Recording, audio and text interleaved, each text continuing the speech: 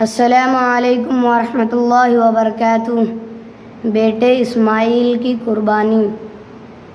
پدر بولا کہ بیٹا آج میں نے خواب دیکھا ہے، کتاب زندگی کا ایک نرالا باب دیکھا ہے۔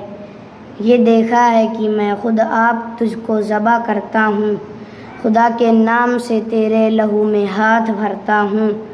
سعادت مند بیٹا جھک گیا فرمان باری پر، زمین و آسماں حیراں تھے اطاعت گزاری پر۔ رضا جوئی کی یہ صورت نظر آئی نہ تھی اب تک، یہ جرأت پیشتر انسان دکھلائی نہ تھی اب تک۔ عجب بساز تھے دونوں رضائے رب عزت پر، تأمل یا تذبذب کچھ نہ تھا دونوں کی صورت پر۔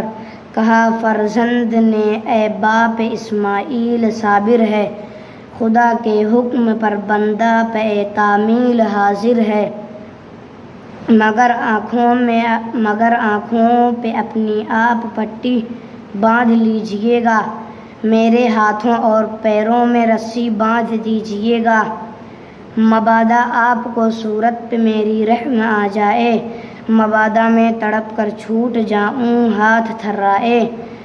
پسر کی بات سن کر باپ نے تعریف فرمائی، یہ رسی اور پٹی باندھنی ان کو پسند آئی۔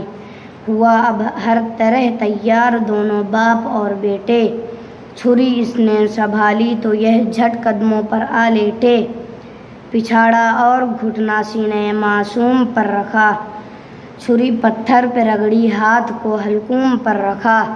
زمیں سہمی پڑی تھی آسماں ساکن تھا بیچارہ، نہ اس سے پیشتر تھا یہ حیرت کا نظارہ۔